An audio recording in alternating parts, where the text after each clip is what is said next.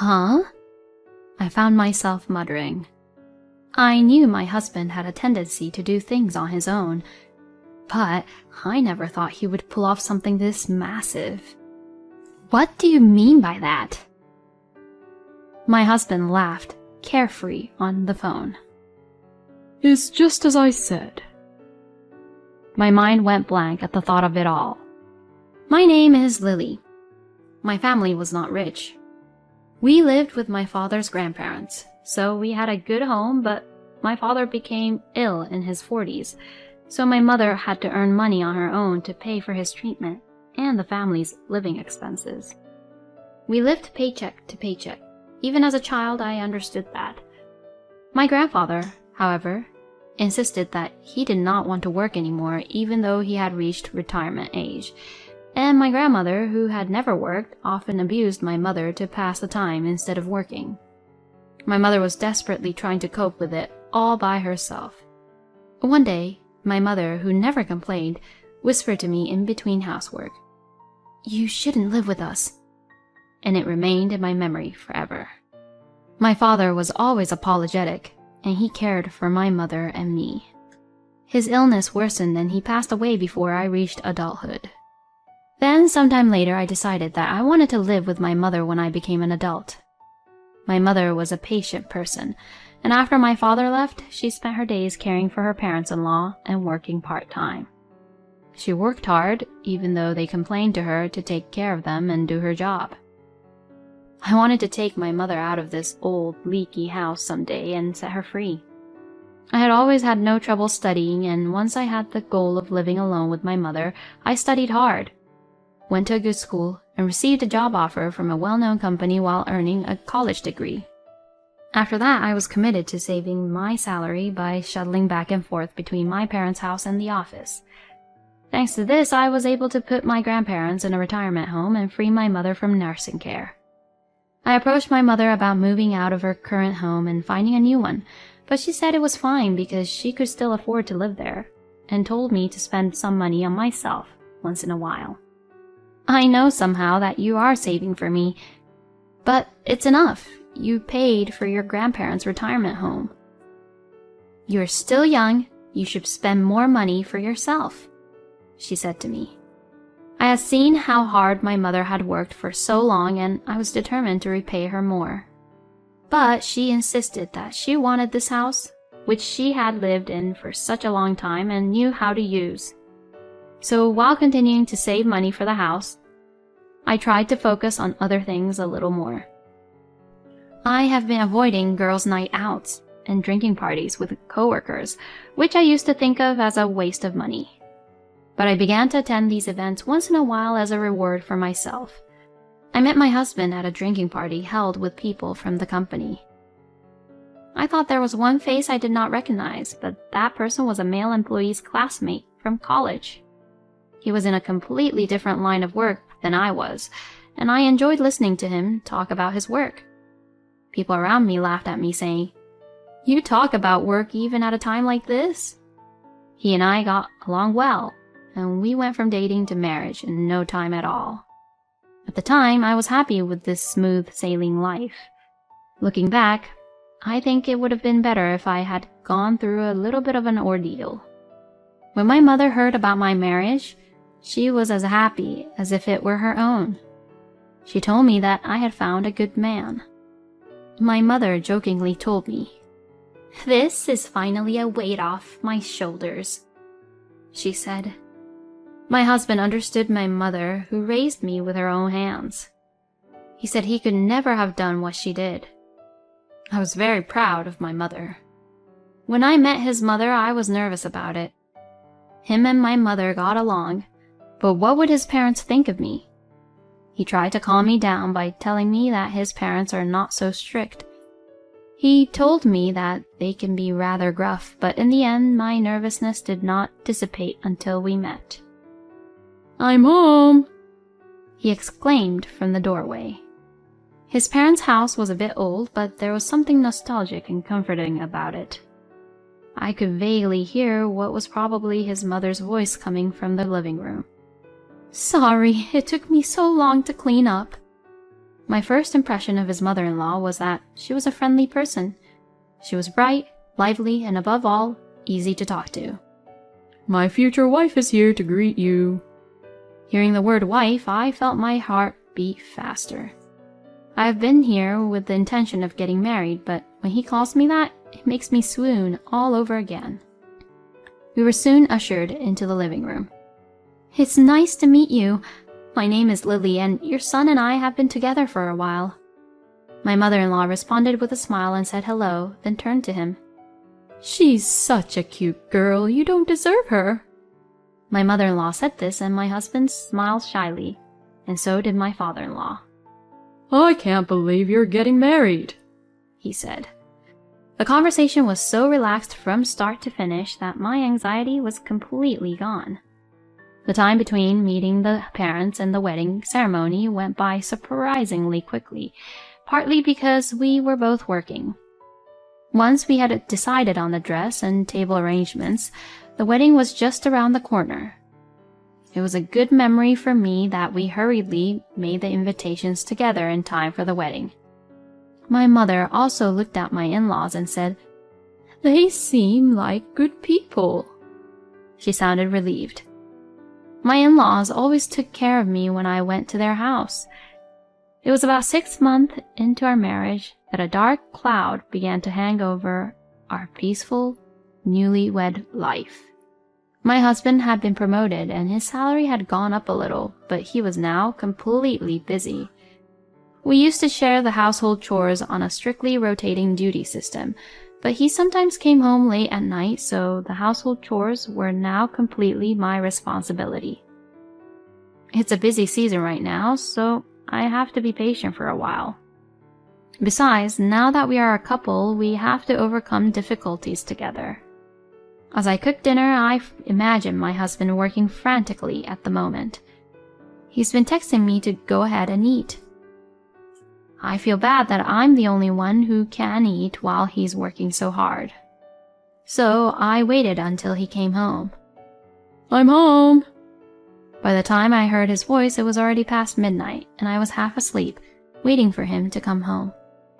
Oh, welcome back. You haven't eaten yet? My husband looked a little surprised and looked at the side dishes lined up for two on the table. I wanted to eat with you, and I think I dozed off before I knew it. I watched him put his bag down and heat up the side dish in the microwave. I need to talk to you. I looked back at my husband, who was staring blankly at the microwave. What is it? I thought he was just complaining about his work, but then the unexpected words came to me. Can you quit your job? What? My body froze involuntarily at the sudden suggestion from my husband. Inside the quiet apartment room, the only sound I heard was the dull hum of the microwave oven. Why? For a moment, I felt as if I was in a trance. I think I'm going to be even busier from now on, so I want you to be a housewife and support the family. But... My husband continued to talk as if to suppress my words. I think if we continue to work together, the burden will fall entirely on you. Besides, my salary is scheduled to go up in the future, so even if you don't work, I'll still support us. It was true that we could live on my husband's salary alone, which he had shown me. But then my secret dream of building a house for my mother... But I don't have a hard time living the way we do right now. But for some reason, my husband stubbornly insisted that I become a full-time housewife.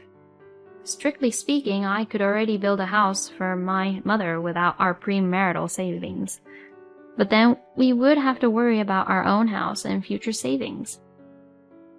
We might even want to have children in the future.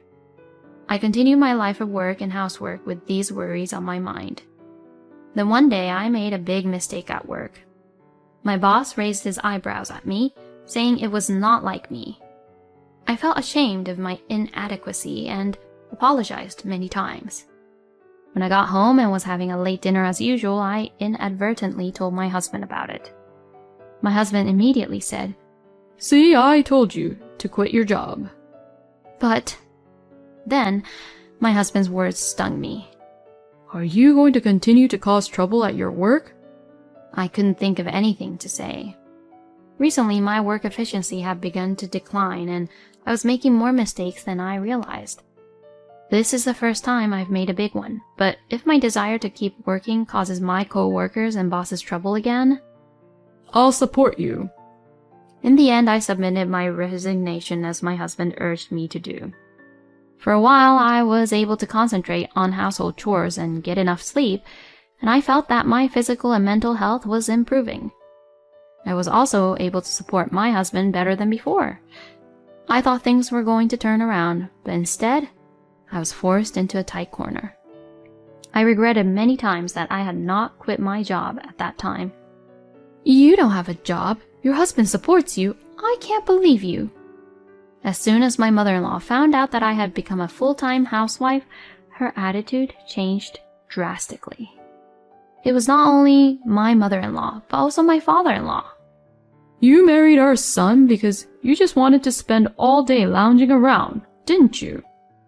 Their sarcasm grew tougher each time we met. At first, it was just something they said when I visited their house, but now they come over to our apartment because they're home all day anyway. My in-laws would sit on the couch and tell me to get them another cup of tea or a meal.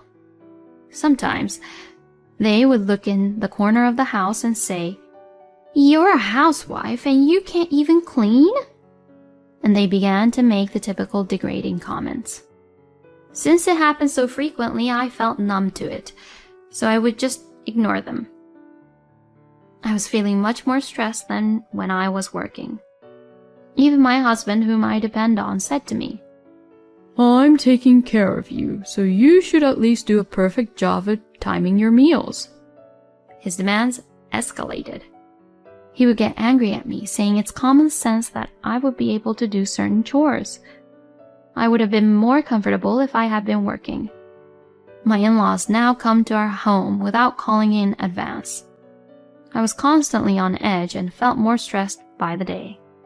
I went to the hospital and was told it was due to temporary stress, and when I told my in-laws several times that I was sleeping in today, they now began to suspect I was having an affair. To top it all off, my husband told me, You need to take better care of my parents. He didn't seem to care about my health at all. I was exhausted. Then one day, my husband took a paid day off and invited me for a drive. I had completely forgotten about it until I heard the reason, but it was my birthday. I was tired, but I hadn't been on a road trip in a long time. And what's more, he had something to show me.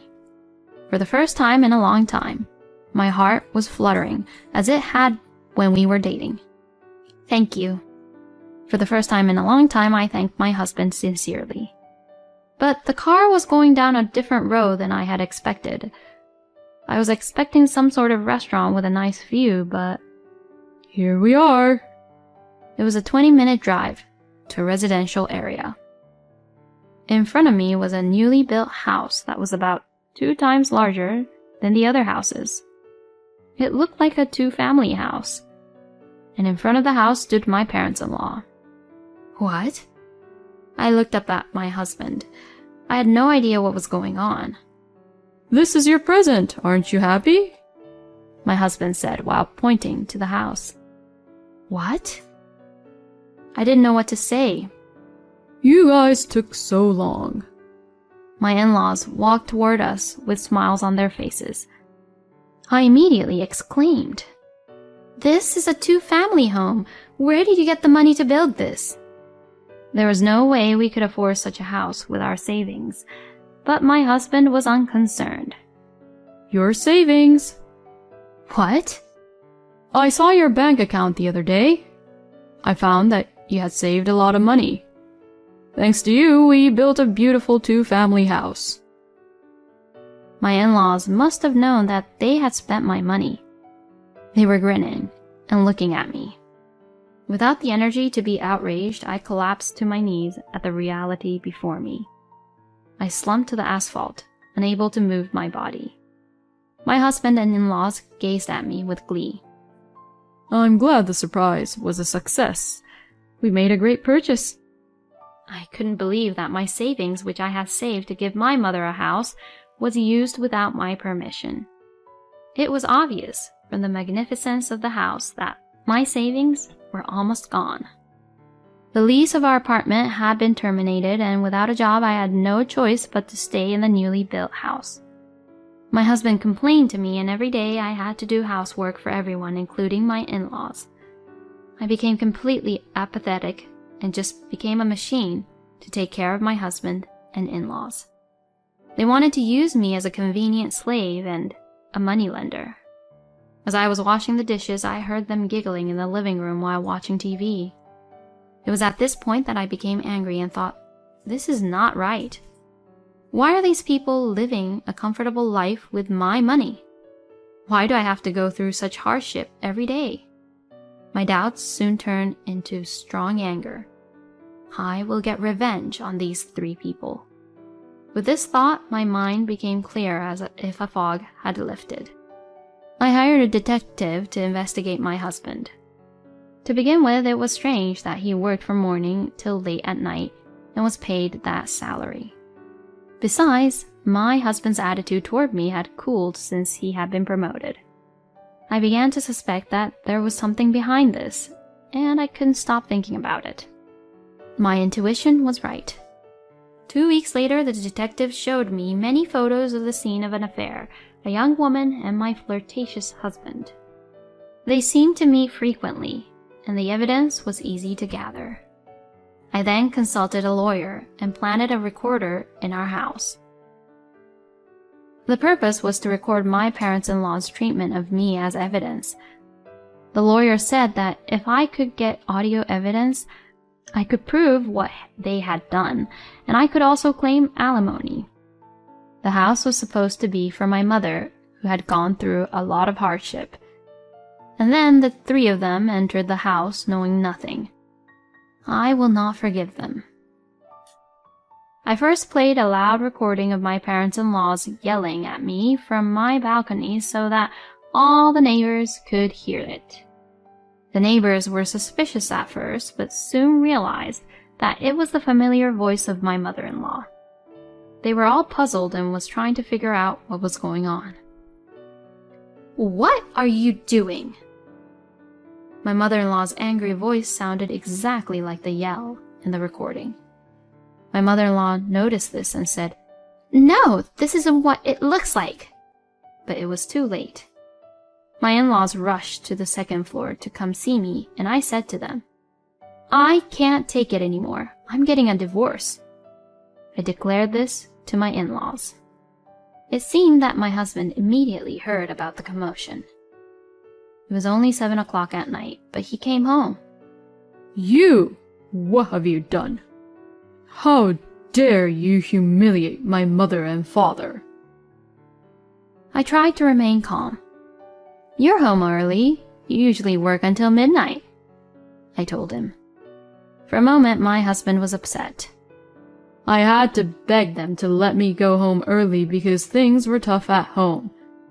You're giving the company a hard time. It's your fault." He yelled at me menacingly, but I was no longer afraid of my husband's yelling. "Oh, I thought you were at your lover's place again." At those words, all 3 of them froze at the same time. My mother-in-law said, "Are you crazy?" But her expression remained the same. Then my father-in-law, as if in retaliation, banged on the desk and yelled at me. "You grew up poor, so we took you in. So it's only natural that you should show this level of filial piety." "That's right. You're so picky about money, but when you get married, your property belongs to you and your husband. Don't think that you can spend it as you please." Both my mother-in-law and father-in-law, perhaps energized by the situation, began to yell at me in their usual tone of voice. "Don't you know the law? If I get married and it's money I saved before we got married, it's mine. You are parasites living on my money." "What?" My mother-in-law choked on her words. Parasites. That's what my mother-in-law used to call me. This time I had to remind her who the real parasite was. In the presence of my lawyer, I confronted my husband with the divorce papers. At first, my husband said to me, "Is this some kind of threat? I won't budge, you parasite." He said. "I can take your words as evidence of domestic violence," my lawyer said, and that shut him up. "I'm going to charge you for taking and spending my money without my permission for what the three of you did and said, and for your cheating on me." The three of them widened their eyes. My husband says that the affair is all a lie, so I told him. I didn't want to show this in front of your parents, but I laid out the photos in the envelope in front of my husband. The look on my husband's breathless face was truly exhilarating. As a result, my husband and in-laws decided to pay me alimony, and the house, which I had bought with my savings, became mine. I immediately replaced the locks and evicted the three of them. Immediately after the divorce, three of them yelled at my doorstep, but the visits naturally ceased as they could not bear the eyes of the neighbors, who heard the outbursts left on the recorder. The house is now occupied by my mother and me. I'm not getting married for a while, but I'm glad I did this. You did me a great favor. My mother seems to have liked the house more than she expected. She now holds tea parties with her friends every once in a while. A friend of mine asked me if I would help out at a company she recently started, and now I am spending busy but enjoyable days as a full-time employee. It seems I am a workaholic after all. Incidentally, my ex-husband was fired after he was caught cheating on me at work. Apparently, his boss found out that he went to a hotel while he was on his rounds. Apparently, his work attitude had been bad since he was promoted, and there was no upper management to oppose him. The person with whom he was having an affair was his coworker, and she apparently resigned voluntarily once rumors started spreading about her. It was probably a good thing for me that she was not fired. After all, I had demanded compensation from her as well. If she doesn't pay it, she'll be in trouble. The reason why I know this story is because the company where my ex-husband used to work is now an important business partner of ours. It is still a small company, but I am proud of the fact that they already have a good reputation. My in-laws cannot live on their pension, so they are working part-time for low wages to pay the rent and living expenses, including their unemployed son. Sometimes they would say outrageous things like, "I was supposed to live in a mansion," or "We've been cheated." My ex-husband is also having a hard time because he's being forced to build a house as soon as possible. But the construction workers told them that it would be impossible unless they work as well, and they have been quiet for now. My ex-husband seems to be having a rough life now, but it's just a nice feeling for me because I know his true nature. Let's go. I turn around with a start at the sound of my mother's voice. We are going shopping today. I need to forget the bad memories as soon as possible and enjoy life. Thank you for watching.